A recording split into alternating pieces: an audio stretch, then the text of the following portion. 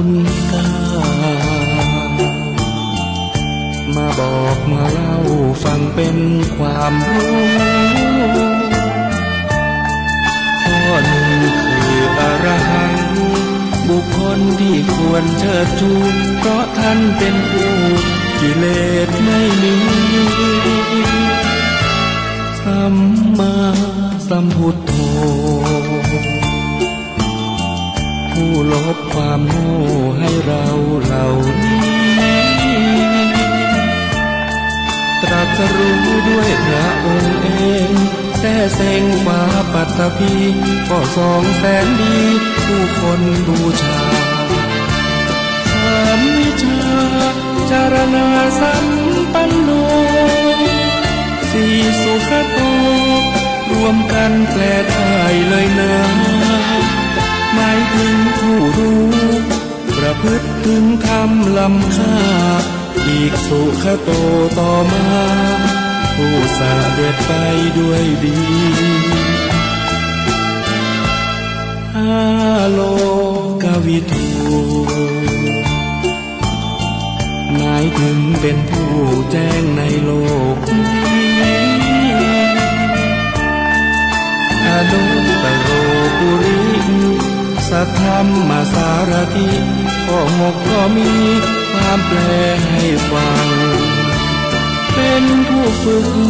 ผู้สอนมนุษย์ได้ดีและก็ไม่มีผู้ใดเทียมเท่าสักครั้งข้อ7ศรัทธาเทวมนุษย์สานังศาสดาสอนสั่งมนุษย์และเทวดาพุทโธนี้ข้อ8ผู้หลีกแก้ไขปัญหาผู้รู้ผู้ตื่นเบิกบาน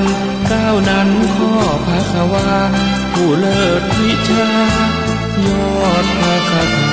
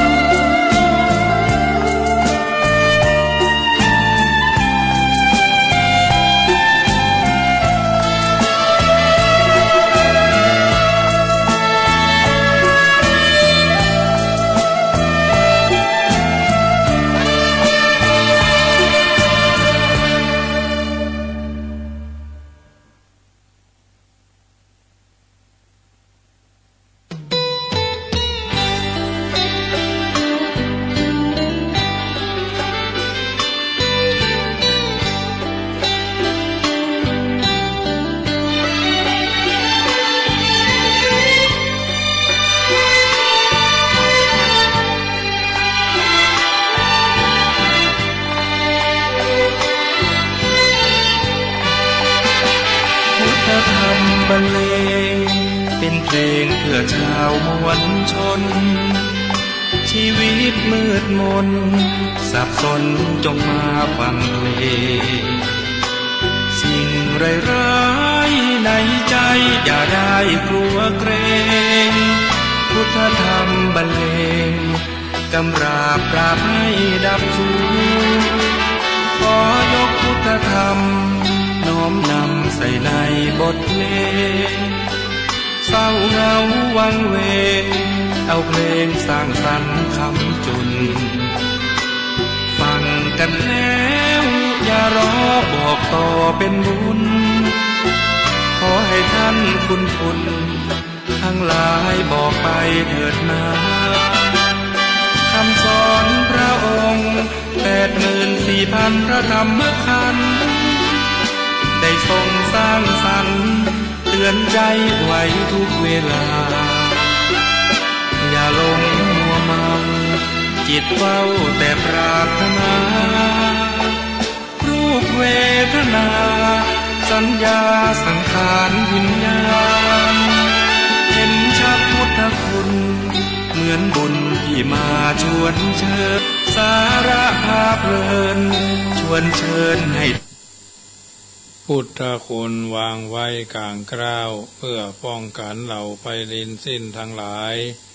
ธรรมคุณทูลวางไว้กลางใจเพื่อช่วยให้หูทั่วถึงชั่วดีสังฆคุณทูลไว้ในชีวิตเพื่อช่วยปิดพ้นทุกข์เป็นสุขีด้วยบุญอภิวันอัญชลี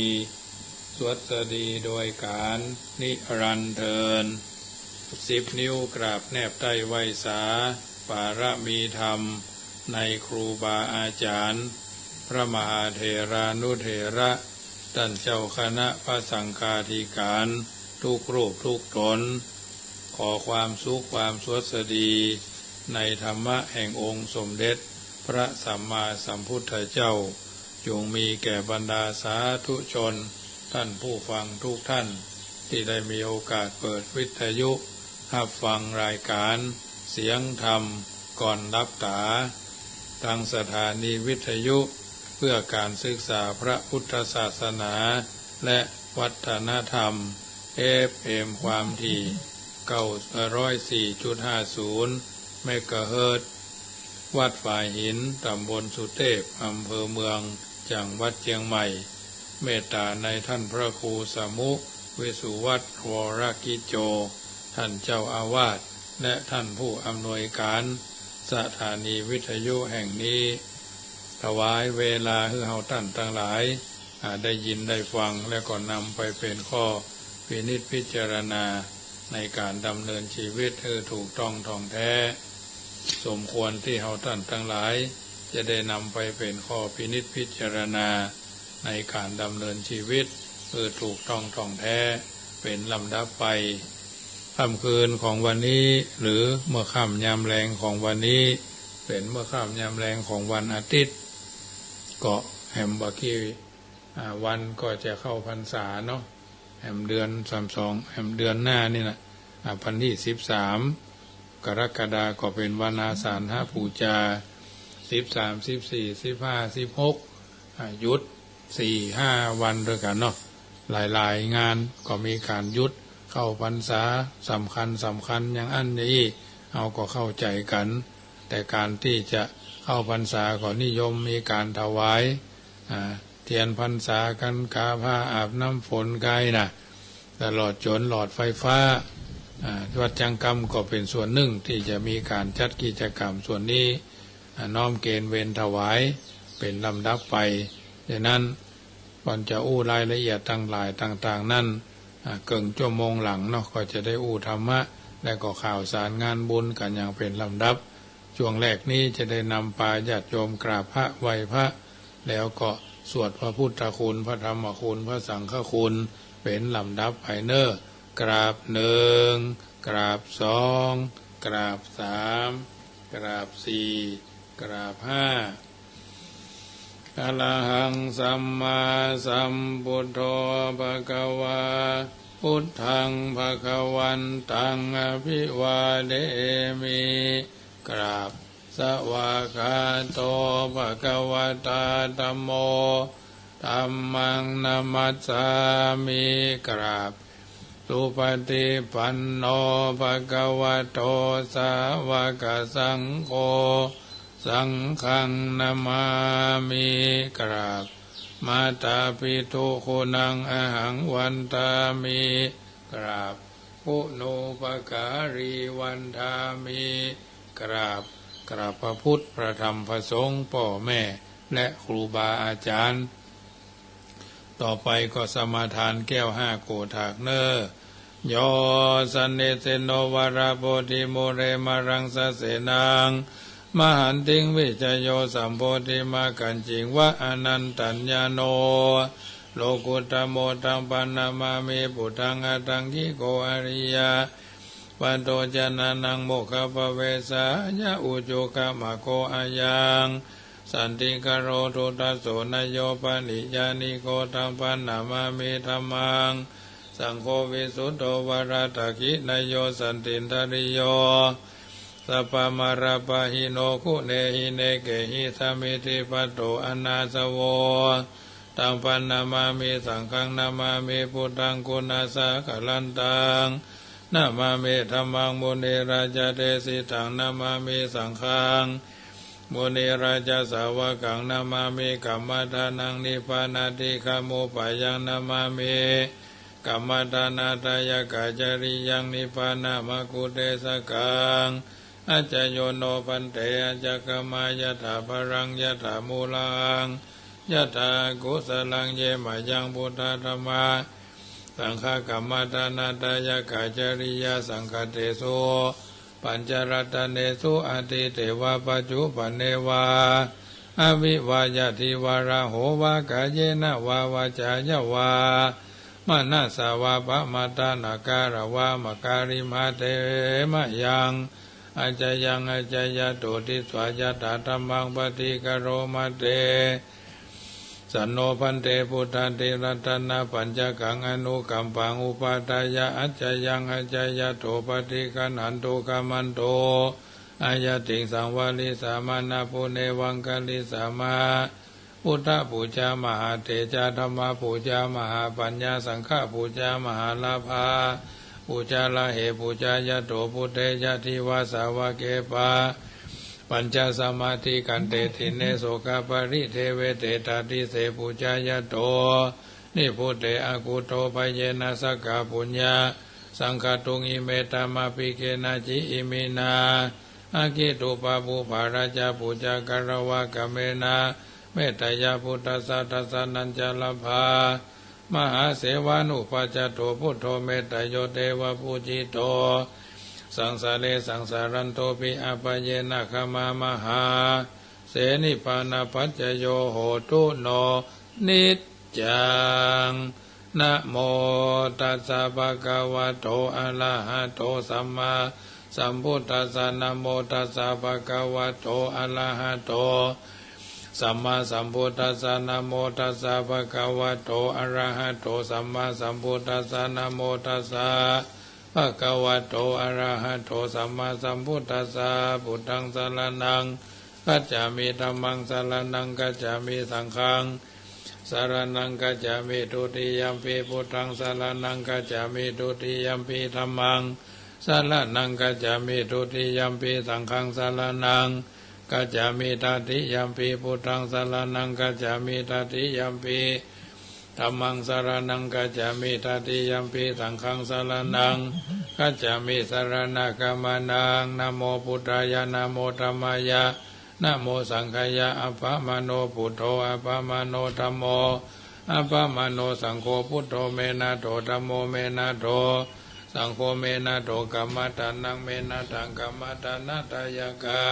ญาติโยเมนะโตอะหัมพันเตพุทธานุสติกัมมตานังยะจามิพุทธานุสติกัมมตานังเทตะเมพันเตทิปิโสภะคะวะอะระหังสัมมาสัมพุทโธวิจาจารณะสัมปันโนสุขโตโลกวิโตอนุตตโลปุริสธรรมสารติสัทธาเทวมนุสานังพุทโธภะคะวะติสวากขาโตภะคะวะตาธัมโมสันติติโกอากาลิโกเอหิปัสสิโกโอปนายิโกปัจจตังเวทิทัพโพวินโยหิติสุปฏิปันโนภะคะวะโตสาวกสังโฆอุจโจปฏิปันโนภะคะวะโตสาวกสังโฆยะยะปฏิปันโนภะคะวะโตสาวกสังโฆสามิจิปฏิปันโนภะคะวะโตสาวกสังโฆยะติทังยัตตาลิปุริสายุคานิอัฏฐปุริสาภุคลาเอสาภะคะวะโตสาวกสังโฆอะหุนายโยปะหุนายโยทักขินายโยอัญจลิกาลานิโยอนุตตลังปุญญเขตังโลกัสสติบุรพารัสมิงบาบุญตะคุณังบุรพารัสมิงพระธรรมเมตังบุรพารัสมิงภาสังฆานังทุกขโรภะขยังวิวันใจเยสัพพทุกข์สัพพโศกสัพพโรคสัพพภัยสัพพเคราะห์เสนียดจันไรสัพพเคราะห์ตัวนอกสัพพเคราะห์ตัวกลางสัพพเคราะห์ตัวในสัพพเคราะห์ตัวใดๆสัพพเคราะห์กลางวันสัพพเคราะห์กลางคืน สัพพะเคราะห์ข้างขึ้นสัพพะเคราะห์ข้างแรมขอให้กลายเป็นดีเคราะห์ปีเคราะห์เดือนเคราะห์วันเคราะห์ปีขอให้เคลื่อนเคราะห์เดือนขอให้คลายเคราะห์วันขอให้หายเคราะห์ดีเข้ามาเคราะห์ร้ายออกไปเหมือนน้ำดับไฟอภิวันชัยเย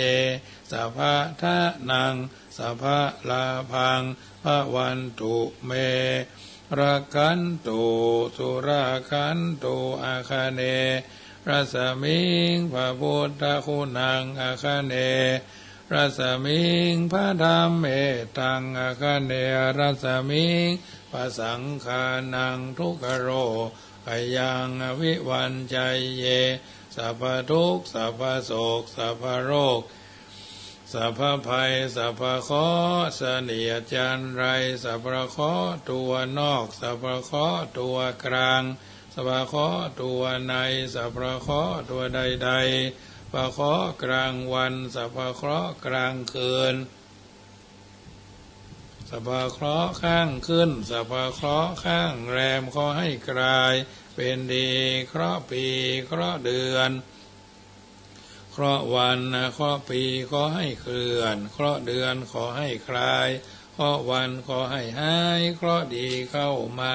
เคราะห์ร้ายออกไปเหมือนน้ำดับไฟอภิวันชัยเยสัพพะทะนังสัพพะลาภังพระวันตุเมรักขันตุสุราขันตุทักษิณรัศมิงพระพุทธคุณังทักษิณรัศมิงพระธรรมเมตังทักษิณรัศมิงพระสังฆานังทุกขโรปะกยังวิวันใจเยสัพพทุกข์สัพพโศกสัพพโรคสัพพภัยสัพพเคราะห์เสนียดจันไรสัพพเคราะห์ตัวนอกสัพพเคราะห์ตัวกลางสัพพเคราะห์ตัวในสัพพเคราะห์ตัวใดๆสัพพเคราะห์กลางวันสัพพเคราะห์กลางคืนสัพพเคราะห์ข้างขึ้นสัพพเคราะห์ข้างแรมขอให้กลายเป็นดีเคราะห์ปีเคราะห์เดือนเคราะห์วันเคราะห์ปีขอให้เคลื่อนเคราะห์เดือนขอให้คลายเคราะห์วันขอให้หายเคราะห์ดีเข้ามาเคราะห์ร้ายออกไปเหมือนน้ำดับไฟวิวันชัยเยสัพพะทะนังสัพพะลาภังพระวันตุเมราคันตุสุราคันตุหรดีรัสมิงพระพุทธคุณังหรดีรัสมิงพระธรรมเมตังหรดีสมิงพระสังฆานังทุกขโรปะขยังวิวันชัยเย สัพพทุกข์สัพพโศกสัพพโรคสัพพภัยสัพพเคราะห์เสนียดจันไรสัพพเคราะห์ตัวนอกสัพพเคราะห์ตัวกลางสัพพเคราะห์ตัวในสัพพเคราะห์ตัวใดๆสัพพเคราะห์กลางวันสัพพเคราะห์กลางคืน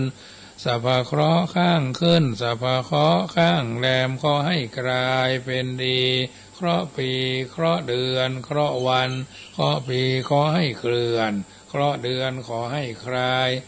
เคราะห์วันขอให้หายเคราะห์ดีเข้ามาเคราะห์ร้ายออกไปเหมือนน้ำดับไฟอภิวันชัยเยสัพพะทะนังสัพพะราภังอภวันตุเมรักขันตุสุราขันตุปัจจิมรัสมิงพระพุทธคุณังปัจจิมรัสมิงพระธรรมเมตังปัจจิมรัสมิงพระสังฆานังทุกขโรปะขยังวิวันชัยเย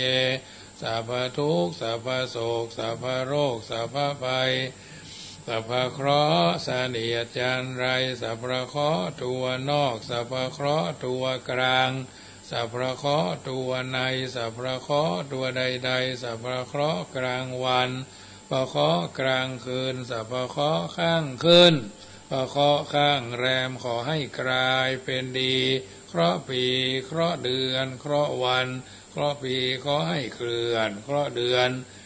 ข ขอให้คลายเคราะห์วันขอให้หายเคราะห์ดีเข้ามาเคราะห์ร้ายออกไปเหมือนน้ำดับไฟอภิวันชัยเยสัพพะทะนังสัพพะราพังอภวันตุเมรักขันตุสุรักขันตุพายัพรัสมิงพระพุทธคุณังพายัพรัสมิงพระธรรมเมตังพายัพรัสมิงพระสังฆานังทุกขโรปะกยังอวิวันชัยเยสัพพะทะนังสัพพะลาภังพระวันตุเมรักขันตุสุรักขันตุ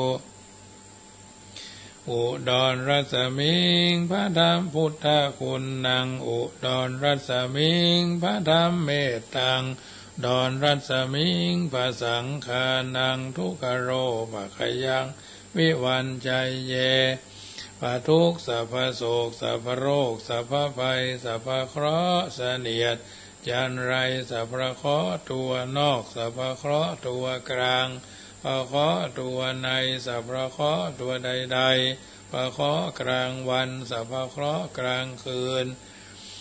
สัพพเคราะห์ข้างขึ้นสัพพเคราะห์ข้างแรมขอให้กลายเป็นดีเคราะห์ปีเคราะห์เดือนเคราะห์วันเคราะห์ปีขอให้เคลื่อนเคราะห์เดือนขอให้คลายเคราะห์วันขอให้หายเคราะห์ดีเข้ามาเคราะห์ร้ายออกไปเหมือนน้ำดับไฟวิวันชัยเยสัพพะทะนังสัพพะราพังอภวันตุเมรักขันตุสุรักขันตุอีสานรัสมิงพระพุทธคุณังอีสานรัสมิงพระธรรมเมตตังอีสานรัสมิงสังฆานังทุกขโรปะกยังวิวันชัยเยสัพทุกข์สัพพโศกสัพพโรคสัพพภัยสัพพเคราะห์เสนียดจันไรพระเคราะห์ตัวนอกสัพพเคราะห์ตัวกลางเคราะห์ตัวในสัพพเคราะห์ตัวใดๆสัพพเคราะห์กลางวันพระเคราะห์กลางคืนสัพพเคราะห์ข้างขึ้นพระเคราะห์ข้างแรมขอให้กลายเป็นดีเคราะห์ปีเคราะห์เดือนเคราะห์วันเคราะห์ปีขอให้เคลื่อนเคราะห์เดือนขอให้คลายเคราะห์วันขอให้หายเคราะห์ดีเข้ามาเคราะห์ร้ายออกไปเหมือนน้ำดับไฟอภิวันชัยเยสัพพะทะนังสัพพะราพังอภวันตุเมรักขันตุสุรักขันตุปัทวีรัสมิงพระพุทธคุณังปัทวีรัสมิงพระธรรมเมตตังปัทวีรัสมิงพระสังฆานังทุกขโรปะกยังวิวันชัยเยพระทะนังสัพพะราพังอภวันตุเมรักขันตุสุรักขันตุอากาศรัสมิงพระพุทธคุณังอากาศรัสมิงพระธรรมเมตตังอากาศรัสมิงพระสังฆานังทุกขโรปะกยังวิวันชัยเยสัพพทุกข์สัพพโศกพระโรคสัพพภัยสัพพเคราะห์เสนียดจันไรสัพพเคราะห์ตัวนอกสัพพเคราะห์ตัวกลางสัพพเคราะห์ตัวในพระเคราะห์ตัวใดๆสัพพเคราะห์กลางคืนสัพพเคราะห์กลางวันสัพพเคราะห์กลางคืนพระเคราะห์ข้างขึ้นสัพพเคราะห์ข้างแรมขอให้กลายเป็นดีเคราะห์ปีเคราะห์เดือนเคราะห์วันเคราะห์ปีขอให้เคลื่อนเคราะห์เดือนขอให้คลายเคราะห์วันขอให้หายเคราะห์ดีเข้ามาเคราะห์ร้ายออกไปเหมือนน้ำดับไฟอภิวันชัยเยพระพะทะนังสัพพะราพังอภวันตุเมรักขันตุสุรักขันตุมัสสมิงมงคลจักรวาลทั้งแปดทิศประสิทธิจงมาเป็นกำแพงแก้วทั้งเจ็ดชั้นมาป้องกัน อ้อมล้อมรอบครอบตัวอนัตตาราชเสมานาเขเตสมันตาสัตโยชนะสัตสหัสสานิพุทธจารปริเกเตรักขันตุสุราคันตุยมัตมิ่งมงคลจักรวาลทั้งแปดทิศประสิทธิจงมาเป็นกำแพงแก้วทั้งเจ็ดชั้นมาป้องกันอ้อมล้อมรอบครอบตัวอนัตตาราชเสมานาเกเตสมันตาสัตโยชนะสัตสัตสานิธรรมจารปริเกเตรักขันตุสุราคันตุยมัสสมิงมงคลจักรวาลทั้งแปดทิศประสิทธิจงมาเป็นกำแพงแก้วทั้งเจ็ดชั้นมาป้องกันอ้อมล้อมรอบครอบตัวอนัตตาราชเสมานาเอเตสมันตาสัตโยชนะสัตสหัสสานิปัจเจกาพุทธจารปริเกเตรักขันตุสุราคันตุอิมัสสมิงมงคลจักรวาลทั้งแปดทิศประสิทธิจงมาเป็นกำแพงแก้วทั้งเจ็ดชั้นมาป้องกันอ้อมล้อมรอบครอบตัวอนัตตาราชเสมานาเกเตสมันตาสัตโยชนะสัตสัตสานิสังฆจารปริเกเตรักขันตุสุราคันตุอิริโอตปะสัมปันนาสุขธรรมะสมาหิตาสันโตสัพพุริสโลเกเทวธรรมาติวุจจเรสันติปะกาปัตตนาสันติปัตตาวันจนามาตาปิตาจานิขันตาชาตเวทปฏิกามาสุวรรณภูมิงกัตวนะโสนุตตรามหิติกาปิสาเอวะวิตามิตาพระมัจจารังอเทสโยงเมตโยอุตตโรรามโมปะเสโนโกสราภิภูติฆาโสนาจสังคิโจสุโพโตไทยพระมโนนาลาคิลีปะลิไลโยโพธิสัตตาอิเมทัสสะอนุกะเมนะสัมโพธิงปาปุนิสันติอนาคาเทอัญเยปัญจสัตตาทิลาลัทธพยากะรณะสิยงอนุกะเมนะสัมโพธิงปาปุนิสันติอนาคาเทเอเตนะสัจจวะเจนะโหตุโนจยมังกลังพุทโธมังกลาสัมพุทโธสัมพุทโธทิปตุตตโมพุทธะมังกรมากัมมาสัพพทุกขาปมุญจเลธัมโมมังกรสัมพุทโธกัมพิโรตุตโสอานงธรรมมังกลมากัมมาสัพพปัญญาปมุญจเลสังโฆมังกลสัมพุทโธวรตะคีนโย อนุตตโรสังฆมังกรมากัมมาสัพพโลกาปมุญจเลแผ่เมตตาหยาดน้ำแบบโวหารเนออิมินาปุญญาตาเนนะด้วยบุญทานตั้งหลายมวลฝูงนี้นาผายแผ่ขอจุงฮือไปรอดแต่แดนสุดแผ่ไปรอดถึงเมตไตรยะเทวบุตรตนยศยอดกับตั้งพระญาอินตาเจ้าฟ้าโสดสองสวรรค์ตั้งพระญาเวสสุวรรณและเท้าจตุโรคทั้งสี่คือพระยาลัทธะโสดสวัสดีพระยาวิรุณหะสลีองค์อาจพระยาวิรูปัคราชราชาพระยากุเวราอุตตรทิสาภับไขว้ด้วยเตชะบุญน้อยใหญ่พละผลขอจุงไปฮอดเทวบุตรเทวดาตั้งกรมจตุทิสาตลอดเงี้ยงน้ำหยอดปะทวีถึงธรณีเชื้อเท้าลือโลกนางน้อยโศกกรรมทะรวงพระดิยาทั้งปวงทุลีทั้งพุทธาพุทธีนาฏน้อยบ่อกิ่งห้อยขับหายเทวดาเป็นสักขีพิยาน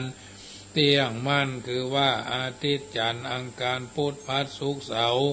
ราหูเกตนักขัตฤกษ์วิเศษ27ตัวจงเป็นกุศลนี่นาพับแผ่ภายพับหายแผ่ใจจุจอดแดนไก่ได้อนุโมทนาตังเวหาภายต่ำใต้ผู้ฆ่าทั้งหลายใดแล้วจักฝากไว้ถึงพ่อแม่มีที่มวยมิ่งมิตรได้เสี่ยงชีวิตหากสูญหายตั้งปู่ย่าตายายครูบาอุปชัยและอาจารย์น้อยใหญ่ขอกุศลนี้ไต่ตามตันตั้งภริยาลูกหลานภายพงพันตันฝูงอันตายและไปอันฝูงอันตายไปอนันต์อเนกจงปรากฏเกิดเป็นเครื่องทิพเทศตันติถอนหลอนได้ตายไปเป็นเพศเป็นผีตุการีนารกใหญ่ขอกุศลนี้ไฟนำหาตั้งสัพพสัทธาน้อยมากขอขวาวายกุศลนี้ไปรอดไว้จึงได้ถึงสุขสะเวยผลขอได้พ้นจากทุกข์อันคัดสนจุผู้เทวดาขอเทวดาผู้หูเมื่อหยาดน้ำเมียดหมายตาลเป็นก้านตาลจุงจักมีเที่ยงแท้ดีบ่เท่าแต่นั้นผู้ฆ่าทั้งหลายจุใหญ่น้อยยิงใจหัวเป็นโทษน้อยโทษใหญ่โดยกายกรรมทางกายว่านี้ว่าจีกรรมกรรมปูมโนกรรมกรรมเกิดผู้ฆ่าทั้งหลายจึงได้ขวงขวายมือ10 นิ้วพร้อมตกแต่งแดวตกแต่งน้อมนำมาแทนเข้าตอกดอกไม้เข้าละลำเตียนมาจำเนียนไว้ที่ใต้สมุขีเพื่อจักถวายปูชาตานขอสูมาน้อมขาบตามปาฐบาทคาถาบาลีว่าอาจโยโนปันเตอาจกมายถาภเลยะถามูลเหยะถาอากุสะเลเยมายังพุทธธรรมสังฆะสังฆเตสุนัตเนสุอาทิเตวาปัจจุปันเนวาอวิวายะทิวาระโหวากาเยนะวาวาจายาวามนัสสาวาสุตินังสัพพังโตสังฆปันตุโนเอาละศรัทธาญาติโยมท่านผู้ฟังทั้งหลายที่ฟังอยู่ทางบ้านก็คงจะเป็นที่สบายใจภายแผ่ยายบุญเนอะทุกวันเนาะวันเสาร์วันอาทิตย์วันจันทร์วันการวันพุธวันพฤหัส104.50ฟังทางเฟซก็ได้หรือแอปน้อยๆที่ส่งและวันจันทร์ถึงวันศุกร์เวลาทุ่มเกิงถึง20:00ก็ฟังทางคลื่น96พร้อมรับ104เป็นต้นไปทุ่มเกิงรับลิงสัญญาณเพราะฉะนั้นวันจันทร์วันการวันพุธภาคบ่ายก็บ่าย2ถึงบ่าย3คลื่น196เนาะธรรมดาก็วันจันทร์เมื่อเจ้าวันเจ้าเมื่อเจ้าของทุกวันเว้นวันศีลเนาะก็ฟังทางในที่วันเชียงใหม่แม่โจ้สันคำแปงFM หลับปูนคนป่าซางลูกทุ่งเชียงใหม่ตลอดจนวิทยุของวัดน้ำบ่อหลวงเนาะฟังกันไปเถอะญาติโยมน้ำทำคำสอนฟังแล้วบัดได้เสียสตางค์ญาติโยมฟังกันไปเป็นอาหารใจกินข้าวน้ำจำข้าวแรงนอนฟังก็ได้นั่งฟังก็ได้อย่าอัดยะใดอย่านึ่งก็ได้แล้วแต่ญาติโยมบางท่านกินข้าวแล้วก็ฟังนอนเตียงนอนเปไกวไปไกวมาบางท่านก็ติดเตียงเนาะโยมพ่อโยมแม่โยมพี่โยมป้าโยมอาวโยมอาทั้งหลายได้ฟังน้ำฟังธรรมก็เป็นอาหารใจอู้เอิญเจริญพรให้บรรดาญาติโยมได้ฟังปีนี้ก็ขอประชาสัมพันธ์ข่าวสารงานบุญพี่น้องที่ฟังทางเฟซพี่น้องทางฟังทางวิทยุท่านใดใครเป็นเจ้าภาพเทียนพรรษาอาตมาภาพจักรอเองเนาะรอเองที่วัดเดือน9 ดับนี่ก็จะรอเอาไว้แล้วจะเอาไปตาลประดับตกแต่งมีแต้นมีอย่างเงี้ยตกเล่มละ909 บาทเนอะ909 บาทก็พอละอันนอกนั่นก็จะต้อมจะเติมจะแต่งไปสมัยนี้เพิ่นว่าเงินหาเขียมแบงค์หม่นไปเมืองนอกแบงค์ม่วงไปห้างแบงค์แดงไปกาดนัดเขียวฟ้าชัดๆเข้าวัดเข้าวาเนาะ แบงค์หม่นไปเมืองนอกแบงค์ม่วงไปห้างแบงค์แดงไปกาดนัดเขียวฟ้าชัดมักจะเข้าวัดเข้าวาก่อเจ้าภาพเจ้าศรัทธาเตียนเล่มที่1เกาะหมายมีโยมหาไทยทิพย์เนาะพี่น้องแม่ริมหนึ่งเล่มเนาะโอนมาตะคืนละแล้วก็ยาสามัญประจำบ้านหรือประจำวัด1ชุด500 บาท500 บาทก็ชุดใหญ่ญาติโยมชุดละ500แล้วก็หลอดไฟฟ้าก็1ชุด200 บาทหลอดไฟฟ้าชุดหลอดไฟนี่หมายความว่าหลอดไฟยาวเนอะหลอดไฟรุ่นใหม่เนี่ยหลอด LED นี่แหละนะสำเร็จชุดแล้วชุดละ200 บาทใจจำนวน81ชุด81ชุดญาติโยมมีกัลยาณมิตรมีคนฮู้จักมักคนฮู้จักมักจีก็น้อมเอิญเจริญพรกันมาเนอะ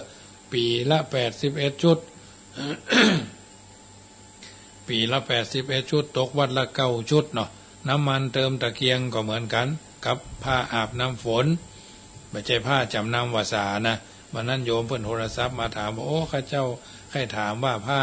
อาบน้ำฝนกับผ้าจำนำวาสาผ้าจำนำวาสานี่หมายความว่าอยู่จำนะอยู่ครบวาสาแล้วค่อยถวายเนาะผ้าอาบน้ำฝนนี่หมายความว่าเหมือนผ้าขาวม้าเนี่ยถ้าท่านผ้าซื้อมาตัดเองก็ได้บุญกุศลทั้งนั้นหน้าหนาวก็ผ้าอังสะอุ่นหน้าร้อนก็ตาลพัดลมหน้าหนาวก็ตาลผ้านวมเนี่ยบ่ใช่ว่าหน้าหนาวไปตาลพัดลมหน้าร้อนไปตาลผ้านวมมันบ่ใจละญาติโยมเอ๋ยมันบ่ใจละเกาหัวตั้งปีนนะญาติโยมเอ๋ยเหมือนเอาหวีไปตาลให้คนหัวล้านน่ะญาติโยมเอาอ้อยไปตาลให้คนบ่มีเขี้ยวญาติโยมก็นึกเอาเนาะก็คงจะเข้าใจตามเนี้ยนะเพราะฉะนั้นเตียนพรรษาเหลือแถม7เล่มเนาะยาสามัญประจำวัดเหลือแถม8ชุดชุดละ500เนาะหลอดไฟฟ้านี่ฮับได้เรื่อยๆตึกไหนก็ตึกขั้นนะญาติโยมนะมาวันนี้ก็มีโยมพ่อโยมแม่เพื่อนหอมมาแต่ว่าก็หลายคนหลายท่านเนาะก็จะได้ประกาศอนุโมทนาวันพรุ่งนี้ตั้งคืน96เนาะทางนี้ทางนั้นก็หอมกันมาแต่ว่าพี่น้องทางวังมุยละปูนก็ฮับเป็นลำบุญบูรณะครูบากับเตียนวาสาเนาะจำนวน 2,000 บาทโยมพี่อ้ายบุญช่วยโยมพิษสมัยอุนตะเอกชัยที่วากรอุนตะบันวังมุยชัยมงคลวังมุยครูบาจุ่มครูบาโพธิโกนะครูบาจุ่มโพธิโกอันนี้ก็เป็นคงกระพันชาตรีสมัยครูบาเจ้าสลีวิจัยเนาะอันนี้ก็ญาติโยมก็ร่วมบุญกันได้เนอะผ้าอาบน้ำฝนหลอดไฟผ้าอาบน้ำฝนกับน้ำมันเติมตะเกียงชุดละ100 บาทก็ใจจำนวน81ชุดหลอดไฟก็หลอดไฟก็ใจ81ชุดละ200 บาทเทียนพรรษายังทำ7เล่มอันนี้ก็คึดจะได้ค่อยใจเทิงโอ้ได้ยินท่านมหาประกาศก็บอกพี่บอกน้องบอกเพื่อนบอกฝูงเนอะเอาทำคนเดียวซะตางบ่หลายเอาก็รวมกันเพราะสังคมเขาอยู่คนเดียวบ่ใช่ได้อยู่ร่วมด้วยช่วยกันเนาะอยู่กันอย่างพี่ดีกันอย่างน้องปรองดองกันเหมือนญาติชาติประเทศก็จะเจริญพระพุทธศาสนาก็จะรุ่งเรืองไปตามยุคตามสมัยนะญาติโยมเอ๋ยประคับประคองกันไปเนาะทางนี้ท่านนั้นก็ร่วมด้วยช่วยกันคนละเล็กคนละน้อยโยมอนุโมทนาครับโยมพี่คำล่าเนาะยังใหม่ถ้าเป็นเจ้าภาพต้นมาเนาะเอาใจคำชื่อเล่นนะเนาะคำล่ามันมีเปเลอะแต่ที่จริงก็หู้อยู่แต่มาภาพของอนุโมทนาเนอะคนถ้าเป็นเจ้าภาพส่วนญาติโยมจะจะโอนเข้ามาก็กองทุนของวัดจังกำเนอะที่ธนาคารกรุงไทยสาขาโลตัสป่าซางอันเดิมก็โอนได้อยู่เนอะ531นั่นก็โอนได้อยู่ถามเจ้าหน้าที่ธนาคารเพิ่นมาหานี่วันนั้นว่าเพิ่นโอนได้ก็เฮามันจะยุบเบอร์ลูกค้าว่าแต่เฮายุบสาขาบ่ได้เนาะย้ายไปละปูนเนาะยังใช้นิติกรรมทางธนาคารได้อยู่531005990นั่นก็ได้อยู่79800218894ก็ได้กรุงไทยถึง2สาขาแม่ทากับสาขาโลตัสป่าซางชื่อนี่ก็ชื่ออาตมานี่แหละเนาะ ออมกันไปเตียนพรรษาก็เรือแถมมัน6เนาะ7 8 9เรือทำ6เล่มเนอะตะกี้โยมพี่ละคำล่าเพิ่นฮับแหมเล่มหนึ่งก็เหลือหอม6เล่มเนาะเอากันไปเนอะส่งมีลายก็ส่งลายก็ได้เนอะแจ้งมาทางลายก็ได้บ่ประสงค์ออกน้ำก็บ่เป็นอย่างเนาะอาตมาภาพก็หู้อยู่แก่ใจเนาะแต่ทั้งนี้ท่านั้นเวลาไปตาลพุ่นก็จะเป็นตัวแทนของท่านไปจะไปถวายวัดดอนแก้ววัดส้มแสดอำเภอวังเหนือแล้วแถมวัดหนึ่งก็จะแจ้งกำการลดคนละ400เนาะประเดี๋ยวนี้ลดก็ขึ้น15กันแล้วเนอะลดขึ้น15กันละ10 คน10 คนเนาะการลดคนละ400ก็ตกกันละ4 ปันก็จะฮักเข้ากองกลางยาวัดกันละ100เองอย่างน้อยๆก็ถือว่าคนเจ้าของรถเพื่อจะได้ไป3,900เนี่ยจะได้ไป3,900ก็ทุกปีนะเขาร่วมกันไม่ใช่ว่าทำหน้าเกียรติหน้าจังเนาะก็ร่วมด้วยช่วยกันญาติโยมจะหอมก็ใส่ซองไป9 ซองอีแม่จะหอมท่านมาหาวัดละ20 บาทเนาะก็29ก็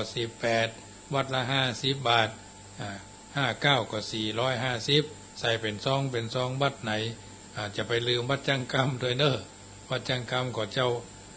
เก้าเพิ่นเฮาว่าเก้ากลางมันแหนเนาะวัดจังกรรมนี่ก็แล้วแต่ญาติโยมเนาะคนละ5 บาท10 บาทก็ได้แล้วแต่ก็เอาไปรวมจ่ายนั่นแหละเอามาสำรองจ่ายอาตมาไปครั้งนี้ก็จะฉาบกล้วยไปเนาะแต่เจ้าไปเอากล้วยบ้านโยมแม่เลี้ยงจีนหมูน้องเกิดเพิ่นถวายกล้วยมา10 เครือแต่ว่าโยม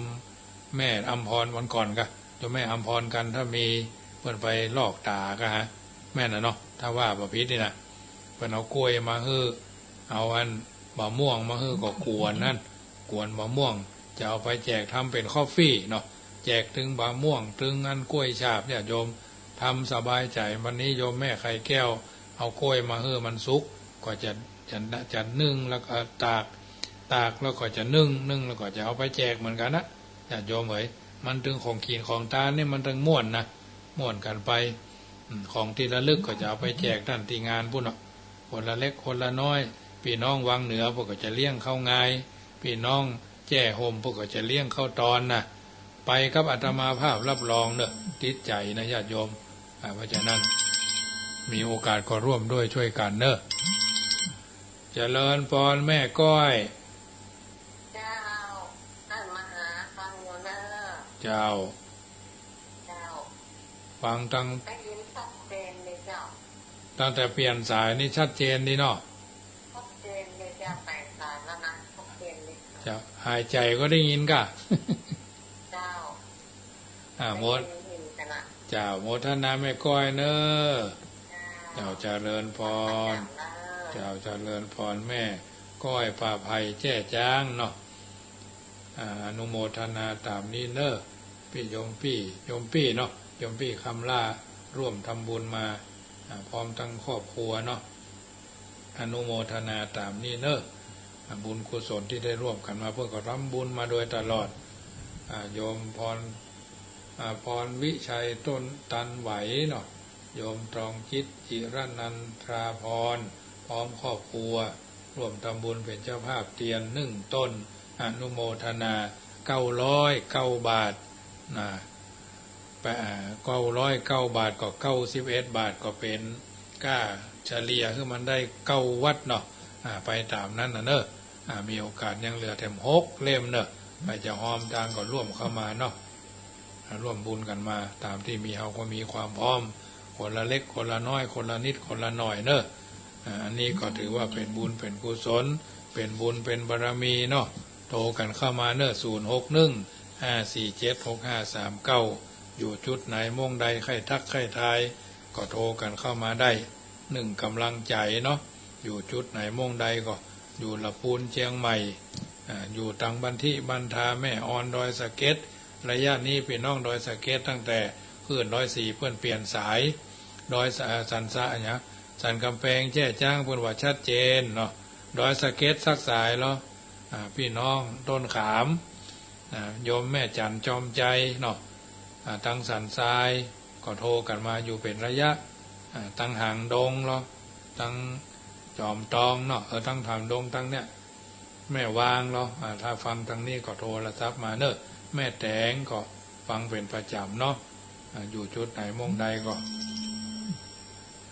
ยายพรร้องวัวแดงชัดเจนดีเนาะ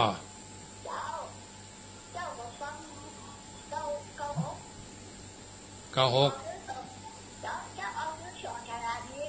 เจ้าแต่เจ้านะก่อนวันสัปดาห์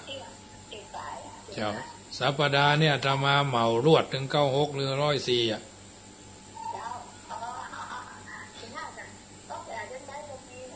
เจ้าฟังไปก็ม่วนไปเนื้อโมทนาไม่พอเน้อ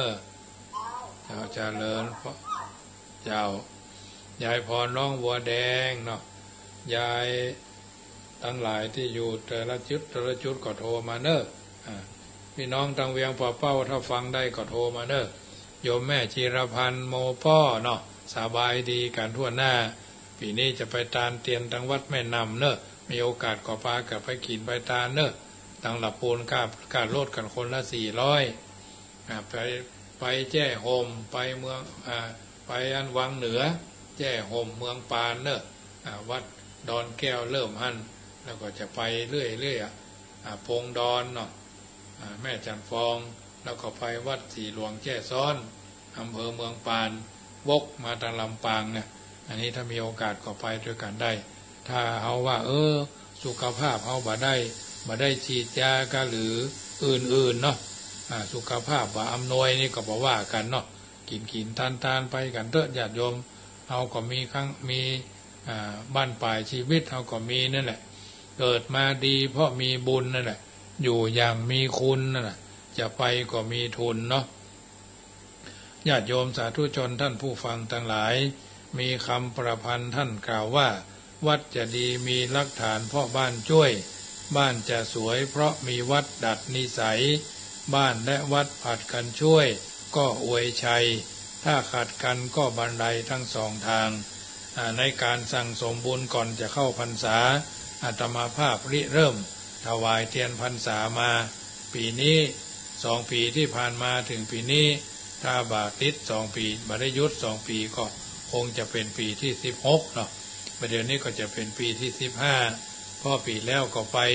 อำเภอรองอำเภอวังชิ้นและอำเภอเถิน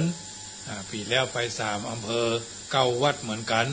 ตกวัดละ2-3 ปันปีแล้วนี่นะก็จัดหาเท่าที่หาได้นะเอาไปกินเอาไปทานเอาไปถั่วเฉลี่ยญาติโยมก็หอมกาตมาก็เอาไปกินไปทานเอาบะม่วงแผ่นพ่องไงยังพ่องไงกะอันใดที่เราทำวัน2 วันนี้ก็ฉาบกล้วยใส่เป็นถุงเนาะตาลผู้มาเตกรรมสุภาพเนาะตาลขี้ตีนขี้มือไว้เด้อเนาะเพราะฉะนั้นเตียนก็จะรอเองเนาะจะรอเองเอาไปตาลมันเป็นมงคลเกิดจัดนี้เอาบะสมบูรณ์อันใดอันหนึ่งบ่พร้อมอันใดอันหนึ่งจัดหน้าก็ขอมันพร้อมทุกสิ่งทุกอย่างถ้าเอาฟังแล้วมีประโยชน์ก็นำไปไต่ตรองเขาบ่เคยทำเลยบางท่านก็ฟังอาตมาอยู่เป็นประจำก็หอมพ่องบ่หอมพ่องก็บ่ว่ากันบางคนนี่ก็บ่เคยได้หอมเนาะทางนี้ทางนั้นแต่ทางนี้เอาบ่ได้เลือกการทำบุญนี่บ่ได้เลือกวัดอาตมามีโอกาสก็วนนะเพราะฉะนั้นเป็นเริ่มต้นแรกก็กัน2 กันเนาะเอาเข้าเคยจัดมาสูงสุดเนาะเจริญพรแม่กันที่นี่ฝนบัดตกกันทั้งหมดเนี่ยเจ้าโมทนาโจยเจริญพรเอาแม่กันที่นี่เวียงป่าเป้ารายงานมาแล้วเนาะลูกโป่งหนองเหรอเท่าได้ฟังอยู่ก็โทรมาเนอะพี่น้องทางแม่กาพะเยาโทรมาเนอะบางที่บางแห่งมันมีฝนเนอะเป็นฝนเป็นลมห้องทั้งละปูนโดยเฉพาะพระบาทตากผ้านี่นะมืดแต้นเนอะมืดหาย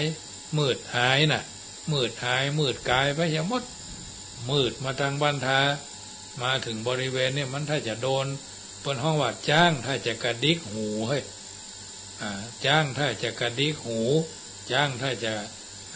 เพิ่นเฮาว่าแกว่งหางกระดิกหูเนาะฝนมันเลยไปอย่างว่าเผาเพลเนาะตกวันที่อันนั้นหน่อยเดียวเนาะวันตกวันที่17น่ะศพจุนโยมให้สมชัยวังต้ากำลังจะออกบ้านเอาละลงมาลั่งนะเพราะฉะนั้น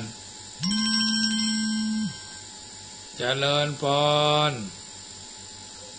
โยมแม่จันฟองเจ้าเจ้าอันท่านหาเจ้าแล้วก็อันไหนก็อันที่เจ็บจมูกเพื่ออันอย่างนั้นพระครูบาศรีวิชัยฮะเจ้าต้องบริจาคเท่าไหร่เจ้าโอ้แล้วแต่แม่กล่อง50 บาทแม่อ๋อกล่อง50 บาท144กล่องเท่าปีเพิ่นน่ะค่ะเจ้าวันที่13 กรกฎาคมเพิ่นจะทำบุญจะตอดนี่ละเจ้าใจเพื่อนพวกนี้ไปจะไปชวนนายเจ้าได้อันนี้มาฟังแล้วก่อนธนาคารเอาไปที่ประจางเจ้าธนาคารอัน531ก็ได้798ก็ได้แม่531ก็ได้เจ้าจะได้อยู่เอาสะดวกแม่แล้วจุดนี้มี798และ002 1894นั่นก็เจ้านั่นก็แม่นเจ้าโอ้อันไปสบายทุกบ้านนะเข้าห้องซ่อมมาเป็นหัวใจล้มเหลวเจ้าเกียบพอดีเหมือนกันนะเจ้าแม่ปันหอมปันหายเนอะเจ้าเจริญพรเจ้าแม่จันฟองสิงห์ทองวัดขาเจ้าเนาะอันนี้ก็กัลยาณมิตรรุ่นสูงอายุเนาะบุญขีนบุญทานก็ขอให้เป็นพลังเป็นชัดแก้วพี่ดานคำคริ่งมุงบังกวัดไกวกวัดแกว่งเอาโรคทุกโศกโรคภัยพยันอันตรายตมาภาพก็พายแผ่ยายบุญให้ทุกคนเนอะที่ได้เคยกินเคยทานก็ดีบ่ได้เคยกินเคยทานก็ดีได้ทานพ่องบ่ทานพ่องก็ดีทุกก็ขอให้มีสุขก็ขอให้สุขยิ่งขึ้นไปหิก็ขอให้ปันมาก็ขอให้ปันได้แม่นว่าเดินเตะสันติขึ้นต้องขึ้นเหนือล่องใต้ก็ขอให้สำเร็จเนอะเพราะฉะนั้นบุญกุศลจากการทำบุญครั้งนี้ก็ขอให้สำเร็จดังเจตนาเนอะเจริญพรพี่น้องบ้านร้องหายไปเมินนะแกตั้งแต่104สำรุดอะไรสบายดีกับทุกคนเนาะสบายดีเจ้าค่ะเจ้าเป็นกำลังใจให้ท่านดีนะเจ้าเจริญพรเจ้าพี่น้องบ้านร่องต้นขามดอยสะเก็ดเนาะ0643อันหายไปนักครับตั้งแต่104เพิ่นซ่อมเกือบ2 ติดเนาะ3 ติดกันแล้วเนาะเกือบเดือนกันแล้วกันเนาะแต่ประเดี๋ยวนี้ดีแล้วเพิ่นว่ารายงานมาชัดเจนพี่น้องทางบ้านที่ก็คงฟังกันอยู่เนาะพี่น้องบ้านที่พี่น้องแม่ออนพี่น้องสันกำแพงพี่น้องดอยสะเก็ดเนาะเจริญพรแม่ครูเจ้ามันบอกโซ่ซ่าแล้วเนาะมันเหมือนกับเอาโซดาไฟไปอันเนี้ยแหละ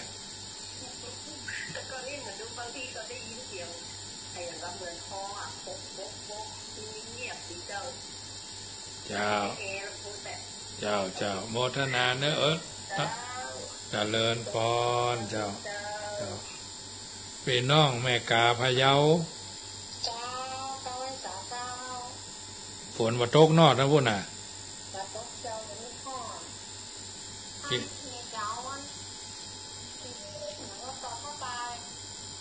บูรณะครูบากล่องละ50 บาทแม่6 กล่องเนาะชื่อตามเฟซเนี่ยเนาะเจ้าอันเบอร์ธนาคารนี่ได้แล้วเนาะ79800218894เนาะเจ้าโมทนาแม่เนอเจ้าเลินพรเอาละสมสมัยได้เวลาค่ำคืนวันนี้ได้อูเอิญเจริญพร ได้ประชาสัมพันธ์ร่วมกับเป็นเจ้าภาพก็ขอเป็นตบะเดชะเป็นภารวะปัจจัยเป็นชัดแก้วพี่ดานคำครี่มุงบังให้ท่านทั้งหลายเข้าสู่นิทานในค่ำคืนนี้เข้าสู่อู่ทะเลบุญที่เราได้ทำวันนี้จะรับจะนอนนั่งเรียบเรียงรวบรวมว่าวันนี้เราได้กระทำทางกายกายกรรมวจีกรรมมโนกรรมอันใดดีอันใดบ่ดีอันใดขาดทุนอันใดพุทธตื่นก็เอามาชั่งใจ